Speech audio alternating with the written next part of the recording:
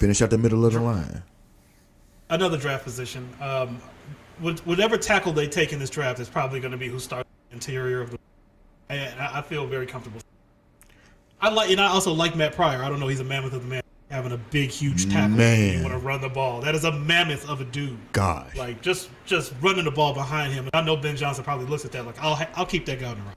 Because I know we can run behind him. Exactly. Now, you did speak about Amagaji. Do you think that he is a person that might be starting at guard this year, or do you still think he's at a backup and developmental type level?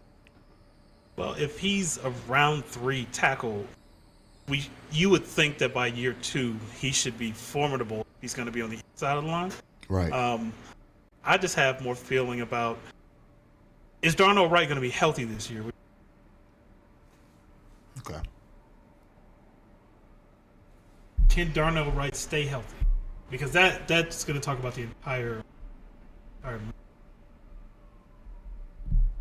if we're not shifting guys around. Well, hell, yeah, and I think that is the thing you speak about with every line.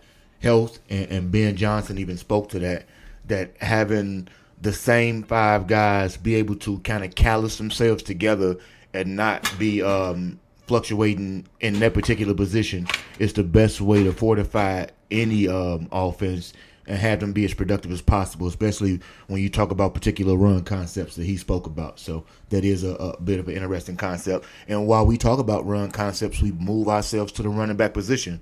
Draft or free agency? Because I do think that we need some help with the running back that I think might stay on the roster, but he needs to complement. Draft or free agency? I think, you know what, where you said the extra option, I think this could be both. You could see them draft a guy. You can see them draft a guy and they can sign a guy. I just don't think Swift is long for this team.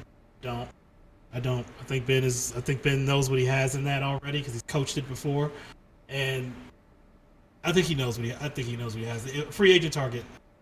I'll save it for next week. I got a great time. I got you. And that's funny that you allude to it that way, because just in an inference, the way in which Ben spoke about Swifty, as he so eloquently put, may not speak to you saying that he is your bell cow and de facto number one, but it also speaks to the fact that general managers make decisions on football players, not coaches, and especially not offensive coordinators per se. Not Mike Martz. Not everybody's a Mike Martz, but like you said, you got some tidbits for us.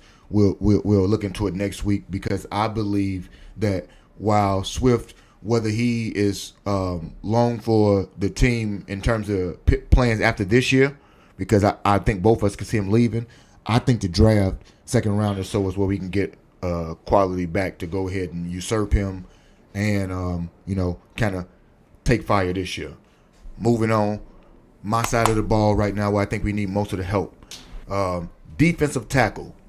Do you think we get outplugged from the draft, or do you think we get that guy via free agency to go along with Billingsley, of course?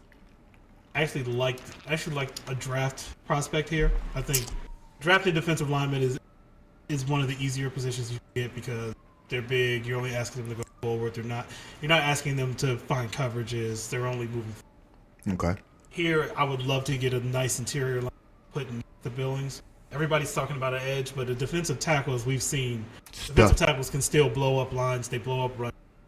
And if you have athletic corners, which you do, you have guys that like to hit, they can cover the outside, so you can shut everything down on the inside, and when they run the ball, they like to hit. What do you think? What do you think about the end position? Now, the end position for me, they talk about a lot of guys that could possibly fall to us.